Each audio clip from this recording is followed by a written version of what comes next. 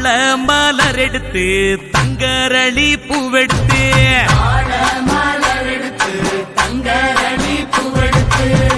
தங்கரளி உனக்கு தானம்மா மாரியம்மா தங்கரளி உனக்கு தானம்மா